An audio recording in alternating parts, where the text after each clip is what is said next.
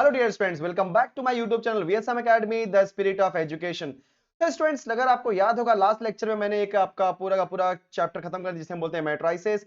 And आप thumbnail से तो समझ ही गए होंगे आज मैं क्या सिखाने वाला। जी हाँ, आज मैं सिखाने वाला आपको इंटीग्रेशन। बहुत ज्यादा इंपॉर्टेंट, सबसे ज्यादा इंपॉर्टेंट चैप्टर, और सभी लोगों को चैप्टर बहुत ज्यादा डिफिकल्ट लगता है। सो आज मैं इसको इतना इजी वे से एक्सप्लेन करूंगा कि हाँ, आपको लगे हाँ सर, ये चैप्टर वाकई में बहुत ज्यादा इजी चैप्टर है। ठीक है, तो एग्जैक्टली ये इंटीग्रेशन होता क्या है। तो अगर हम बात करेंगे डेरिवेटिव, अगर किसी भी फंक्शन का आप डेरिवेटिव निकालते हो, अगर उसको आप रिवर्स करते हो, क्या करते हो बच्चों, रिवर्स, तो क्या मिलता है, इंटीग्रेशन। जैसे अगर आपको अपने सिस्टम के अंदर वायरस है, राइट, उस वायरस को रिमूव करना है तो आप क्या यूज करते हो, एंटीवायरस। वैसे ही अगर आपको डेरिवेटिव दिया गया है या डिफरेंशिएशन दिया गया है, उसको मुझे अगर निकालना है, रिमूव करना है, तो हम लोग क्या यूज करेंगे, एंटी डेरिवेटिव। क्या यूज करेंगे बच्चों, एंटी डेरिवेटिव। तो कुछ लोग इसको बोलते हैं एंटी डेरिवेटिव, कुछ लोग बोलते हैं प्रिमिटिव, ओके, एंड कुछ लोग बोलते हैं इसको क्या बच्चों, इंटीग्रेशन। Okay, yes. तो इसको मैं एंटी डेरिवेटिव बोलूं, प्रिमिटिव बोलूं या इंटीग्रेशन, मतलब डेरिवेटिव से जब आप उल्टा करोगे तो क्या मिलेगा, इंटीग्रेशन। जैसे मैं एग्जांपल के थ्रू समझाता हूं। मान लो कि मेरे पास एक फंक्शन है एफ ऑफ एक्स, और जब मैंने उसका निकाला डेरिवेटिव तो मुझे क्या मिल गया बच्चों, जी ऑफ एक्स। ध्यान देना, अगर एफ ऑफ एक्स का डेरिवेटिव जी ऑफ एक्स है, फिर से बोल रहा हूं मैं, अगर एफ ऑफ एक्स का डेरिवेटिव जी ऑफ एक्स है तो जी ऑफ एक्स का इंटीग्रेशन कैसे लिखते हैं, ध्यान देना, जी ऑफ एक्स का इंटीग्रेशन। इंटीग्रेशन मतलब ये इस तरीके का सिंबल दिख रहा है, एस ना, एस, एस को थोड़ा खींच दो तो क्या बन जाएगा, इंटीग्रेशन का सिंबल। किसके रिस्पेक्ट में, एक्स के रिस्पेक्ट में। जैसे वहां हम लोग एक्स के रिस्पेक्ट में निकालते थे, वैसे यहां पे भी आपको निकालना है एक्स के रिस्पेक्ट में, तो क्या लिखोगे, dx। मतलब अगर एफ ऑफ एक्स का अगर एफ ऑफ एक्स का डेरिवेटिव जी ऑफ एक्स है तो जी ऑफ एक्स का इंटीग्रेशन क्या हो जाएगा, एफ ऑफ एक्स। लेकिन इंटीग्रेशन निकालते समय याद रखना, आपको जब भी इंटीग्रेशन निकलेगा हमेशा लास्ट में सिक लिखना जरूरी है, जिसे हम बोलते हैं कांस्टेंट। बोलो क्या बोलते हैं बच्चों, कांस्टेंट। ओके, तो ये थोड़ा सा हम ज्यादा डिटेल में जाएंगे नहीं क्योंकि कांस्टेंट एंड ऑल के बारे में, बट याद रखो कि किसी भी फंक्शन का, जैसे मैं बोलूं एफ ऑफ एक्स का डेरिवेटिव जी ऑफ एक्स है, तो जी ऑफ एक्स का इंटीग्रेशन बोलो क्या हो जाएगा, एफ ऑफ एक्स। क्लियर। तो इसे हम बोले लॉ ऑफ प्रिमिटिव या एंटी डेरिवेटिव या इंटीग्रेशन, सबका मीनिंग क्या होता है, सेम। जैसे मैं एग्जांपल आपको देता हूं, मान लो कि हमारे पास एक फंक्शन है एक्स, मैंने एक्स का डेरिवेटिव निकाला, मुझे क्या मिल गया बच्चों, 1। तो अगर मैं इसका उल्टा करूंगा, मतलब एंटी डेरिवेटिव निकालूंगा, तो क्या हो जाएगा कि अगर x का डेरिवेटिव 1 है तो 1 का इंटीग्रेशन क्या हो जाएगा, x with respect to x, क्योंकि यहां पे dx लिखा है इसलिए यहां पे x लिखोगे। ठीक है, clear. So with respect to x रहेगा तो x लिखोगे, विथ रिस्पेक्ट टू y होगा तो y लिखोगे, विथ रिस्पेक्ट टू z है तो z लिखोगे। तो उसी तरीके से x का derivative with respect to x 1, तो 1 का integration with respect to x x जाएगा। Clear, very good. So now अब हमारे पास यहाँ पे बेसिक कॉन्सेप्ट में पता चल गया एग्जैक्टली इंटीग्रेशन क्या होता है। अब इसके अंदर कुछ फॉर्मूलेस देते हैं बच्चों, जैसे कि आपको मैं पहला फॉर्मूला देता हूं, ध्यान देना, डी बाई डी एक्स नहीं, हम लोग इंटीग्रेशन निकाल रहे हैं। सो जो फर्स्ट फॉर्मूला है, बेसिक फॉर्मूला देने वाला हूं मैं आपको, फर्स्ट वाला इंटीग्रेशन ऑफ 1, जो कि जस्ट हमने सीखा, integration of 1 with respect to x, बोलो क्या होता है, x plus C. Second formula बोलो, integration of x raise to n with respect to x। बहुत ध्यान समझना, x रेज टू n का इंटीग्रेशन होता है x raise to n plus 1 divided by n plus 1 plus C. चलो इसके बारे में थोड़ा एग्जांपल देता हूं। सो एग्जांपल में जैसे मैंने बोला, integration of x raise to 4 with respect to x। सो बच्चों x रेज टू 4 का integration with respect to x बोलो क्या हो जाएगा, x raise to 4 plus 1 divided by 4 plus 1। Last में प्लस सी लिखना बहुत ज्यादा कंपलसरी है, क्योंकि अगर आपने प्लस सी नहीं लिखा तो बोलो क्या हो जाएगा, आपके मार्क्स कटेंगे, इसलिए याद रखना। और दैट इज इक्वल टू क्या हो जाएगा, बोलो आपका x raise to 5 divide by 5 plus C. याद रखना बच्चों, ये जो इंटीग्रेशन है, एक चीज मैं आपसे डिस्कस करना चाहता हूं कि एक्चुअली रीजन क्या है कि इंटीग्रेशन डिफिकल्ट क्यों लगता है। तो ऐसा मैंने देखा, मैंने कई सारे बच्चों से मतलब एक तरह से मैंने पूछा कि उनको डिफिकल्ट क्यों लगता है, तो वो तो आंसर नहीं बता पाए कि हाँ सर हमको समझ में नहीं आता किस टाइम पे कौन सा रूल अप्लाई करना है, कैसे करना है, एवरीथिंग, राइट। तो ये सारी चीजें ध्यान में रखते हुए लगभग हमने जब उनसे बातें की तो क्या मालूम पड़ा कि जब भी वो इंटीग्रेशन सॉल्व करते हैं तो या तो पॉसिबिलिटी है कि उनको डेरिवेटिव का कॉन्सेप्ट नहीं पता होता, फर्स्ट पॉइंट। सेकंड पॉइंट, जो ट्रिग्नोमेट्रिक रेशियोज के कॉन्सेप्ट हैं, जैसे कंपाउंड एंगल के फॉर्मूलेज, देन अलाइड एंगल के formulas, double formula, triple formula, उसके बाद अगर आपको याद होगा फैक्टराइजेशन, डीफैक्टराइजेशन। अगर ये सारे कॉन्सेप्ट आपको क्लियर नहीं रहेंगे, याद नहीं रहेंगे ना, तो इंटीग्रेशन डेफिनेटली आपको डिफिकल्ट लगेगा। लेकिन घबराने की थोड़ी भी जरूरत नहीं है, मैं यहां पे इसीलिए हूं क्योंकि मुझे इस इंटीग्रेशन को आसान बनाना है। गाइस ये मेरा एक्सपीरियंस है, आप इंटीग्रेशन मेरे साथ पढ़ो, मैं आपको श्योरली बताता हूं कि आप जब एक बार इंटीग्रेशन का चैप्टर फिनिश हो जाएगा तो ऑटोमेटिकली बहुत ज्यादा आसान लगने लगेगा। ठीक है, तो थोड़ा सा आज मैं आपको बेसिक बता रहा हूं, एग्जैक्टली बेसिक में क्या क्या होता है। तो कुछ बेसिक फॉर्मुले भी दे रहा हूं मैं आपको। सो मैंने एक्स टू एन का फॉर्मुला दे दिया। फिर जैसे मैं अगर आपको नेक्स्ट फॉर्मुला दूं, जैसे बच्चों integration of right, integration of a raise to x, okay, with respect to x. अगर आपको याद होगा डेरिवेटिव में ए रेज टू एक्स का डेरिवेटिव क्या होता है, बोलो a raise to x into log A.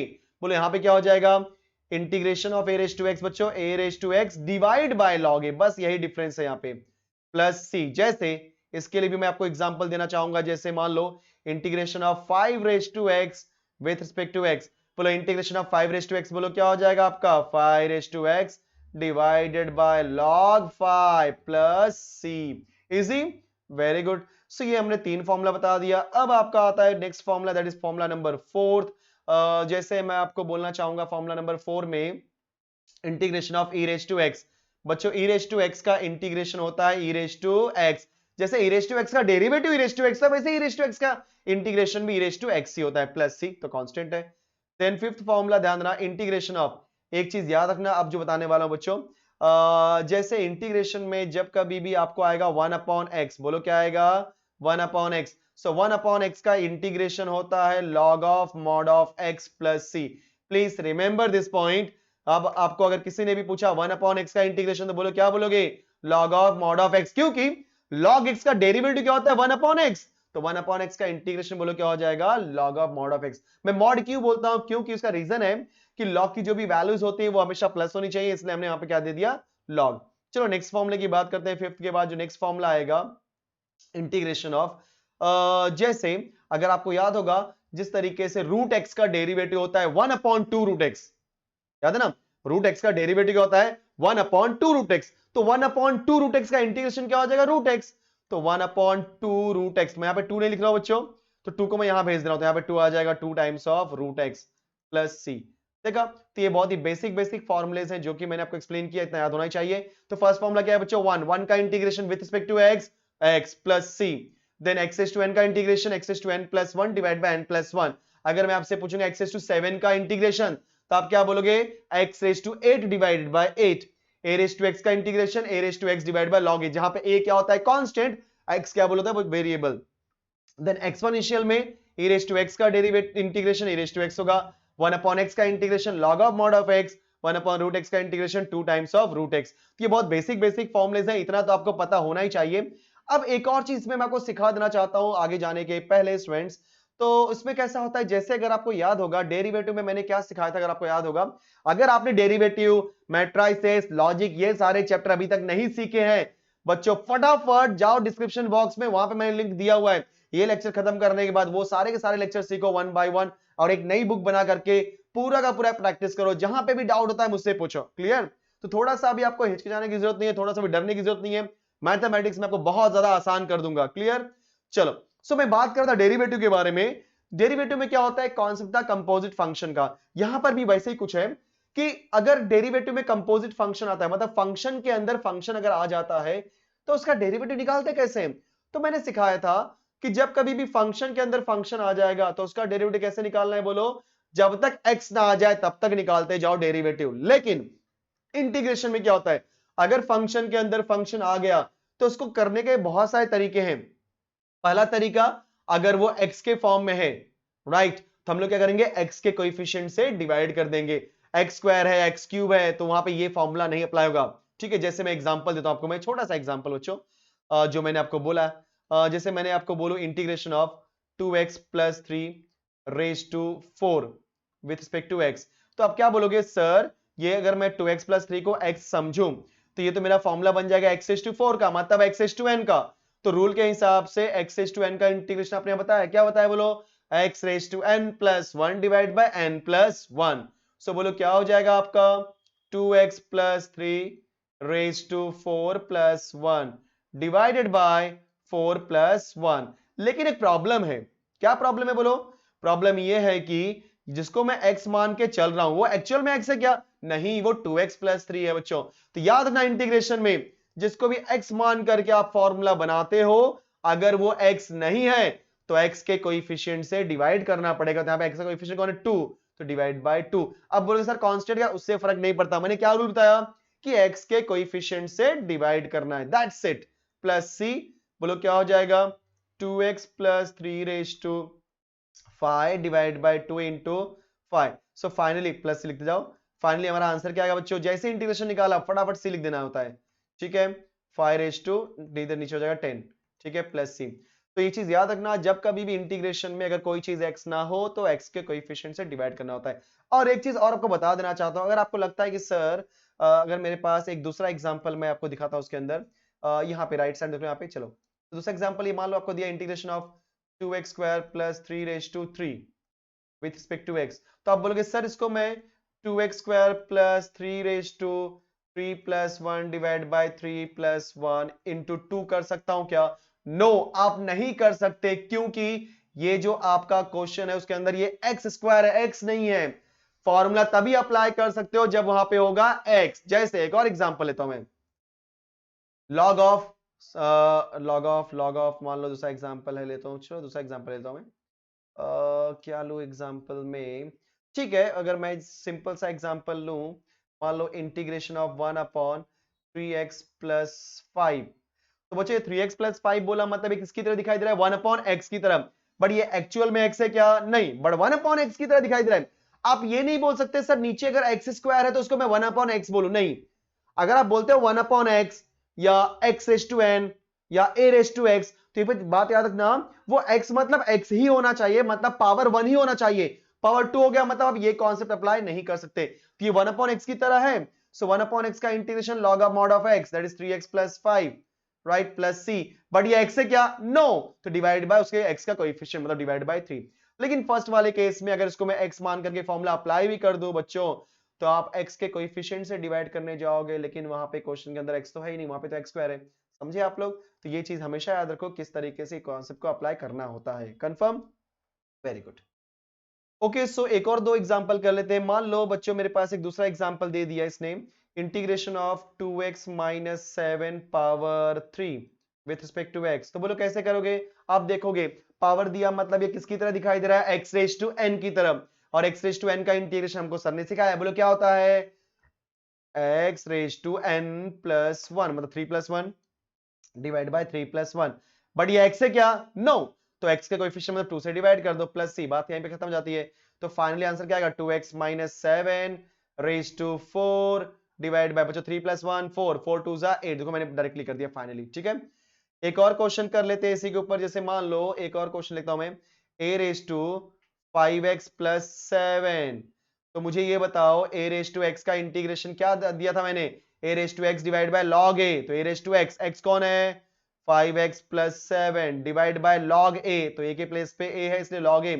But ये x है क्या एक्चुअल में? नो, तो x का कोएफिशिएंट कौन है यहाँ पे? 5। तो 5 से मुझे करना पड़ेगा, डिवाइड करना पड़ेगा, ठीक है। सो आई थिंक आपको आइडिया मिल रहा हो किस तरीके से क्वेश्चन को हैंडल कर रहे हैं, ठीक है। सो इतना होने के बाद लगभग मैंने आपको पूरा बेसिक एक्सप्लेन कर दिया, सारे फॉर्मूलेस बता दिए और इंटीग्रेशन का कॉन्सेप्ट क्या होता है। सो बच्चों आज की वीडियो में इतने ही सीखते हैं फटाफट। अगर आपने डेरिवेटिव का कॉन्सेप्ट नहीं सीखा है बच्चों, फटाफट जाओ और डेरिवेटिव का पूरा कॉन्सेप्ट सीख लो, ठीक है। 3 से 4 घंटे का वीडियो है, फटाफट आपको एक दिन में सीख लोगे, मैं गारंटी देता हूं। प्रैक्टिस करने में थोड़ा टाइम लगेगा, बट अगर सीखना है तो आराम से आप सीख सकते हो। एटलीस्ट डेरिवेटिव का बेसिक्स आपको पता होना चाहिए। एंड जो उसका लिंक है मैंने डिस्क्रिप्शन बॉक्स में बच्चों दे दिया हुआ है। सो आई होप कि ये पूरा का पूरा इंटीग्रेशन का कॉन्सेप्ट आपको समझ में आ गया होगा। ध्यान रखना दोनों में डिफरेंस क्या होता है रियल लाइफ में। डेरिवेटिव क्या करता है कि अगर आपके पास कोई बड़ी चीज है, अगर आप जितनी बार डेरिवेटिव निकालोगे उतना छोटा होता जाएगा। लेकिन इंटीग्रेशन क्या बोलते हैं ना, टू इंटीग्रेट, मतलब आप चीजों को जोड़ रहे हो, ठीक है ना, इंटीग्रेट कर रहे हो। मतलब छोटी चीज है, जितनी बार इंटीग्रेशन निकालोगे वो उतना बड़ा होगा। क्लियर? यही डिफरेंस है, दोनों एक दूसरे उल्टे होते हैं, इसलिए वो डेरिवेटिव है तो ये इंटीग्रेशन है, समझ गए आप लोग। सो डेरिवेटिव मतलब चीजों को स्मॉल करते जाओ और इंटीग्रेशन तो चीजों को बड़ा करते जाओ, चाहे विद रिस्पेक्ट टू फंक्शन हो चाहे विद रिस्पेक्ट टू कोई भी कॉन्सेप्ट हो। क्लियर स्टूडेंट्स, ये बेसिक कॉन्सेप्ट था, आई होप कि आपको अच्छे समझा होगा। बच्चों अगर आप इतना वीडियो यहां तक पहुंच ही गए हो तो मतलब वीडियो पसंद आ रही है तो लाइक करो, शेयर करो, सब्सक्राइब करो फटाफट, क्योंकि मैं चाहता हूं कि अभी तक जितने नंबर ऑफ सब्सक्राइबर मुझे चाहिए अभी तक हुए नहीं है, राइट। एंड वो तभी होंगे जब आप मुझे सपोर्ट करोगे। तो मैं नहीं सुनना चाहता कुछ भी, फटाफट जब भी आप मेरे चैनल पे आते हो अपने दोस्तों में वीडियो शेयर कर दो, अपने दोस्तों को बोलो उनको कि हाँ चैनल को सब्सक्राइब करें। एंड इस चैनल पे जो भी सर टीच कर रहे हैं बहुत अच्छे से टीच कर रहे हैं गाइस। मैं अगर बात करूंगा मेरे क्वालिफिकेशन के बारे में तो क्वालिफिकेशन लगभग कुछ थोड़ा बहुत मैं पढ़ लिया हूं, आपको पता होगा, जैसे आप देख ही रहोगे। मैंने बीएससी किया, उसके बाद एमएससी, देन एमसीए, उसके बाद एक नेट का एग्जाम होता है, नेट का एग्जाम क्लियर किया। एंड बच्चों उसके बाद मैं पीएचडी भी अपीयर कर रहा हूं। तो देखा जाए तो क्वालिफिकेशन वाइज आप मुझसे ट्रस्ट कर सकते हो कि हाँ ये बंदा जो भी सिखाएगा एक अच्छा ही चीज सिखाने वाला है, राइट। ऐसे नहीं है कि मैं किसी भी लोगों की तरह कुछ भी आपसे बात करूं, कुछ भी बोलूं, राइट। सो जो कॉन्सेप्ट रियल में होते हैं, क्योंकि आपको मैं बता देना चाहता हूं कि ये जो सारी चीजें रिक्वायरमेंट होती है इन सारी चीजों की इंजीनियरिंग लेवल पे और आगे चल करके चाहे आप कॉमर्स के फील्ड में कहीं पर भी जाओ बहुत ज्यादा इनकी रिक्वायरमेंट होती है, राइट ना। जैसे आप सीए कर रहे हो या सीए में तो जो बेसिक मैथमेटिक्स होता है स्टार्टिंग में उसमें ये चीजें हो गई, या अगर आप किसी आगे के कोर्स का जैसे बीएमएस हो गया, बीएमएम हो गया, तो ये सारी बेसिक बेसिक चीजें आती हैं। तो बच्चों मैं आपको बता देना चाहता हूँ कि ये सारी चीजें आपको आसान लगेंगी अगर आप मेरे चैनल के साथ में जुड़े रहेंगे। एंड मैं ट्राई करता हूँ कि सारी चीजें बहुत आसानी से एक्सप्लेन करूं। अगर आप देखते हो, अगर आपको कोई डाउट होता है तो कमेंट बॉक्स में कमेंट भी कर सकते हो। ओके स्टूडेंट्स, तो मैं ज्यादा टाइम आपको नहीं लूंगा। So thank you so much और हम मिलते हैं नेक्स्ट वीडियो में। Bye bye.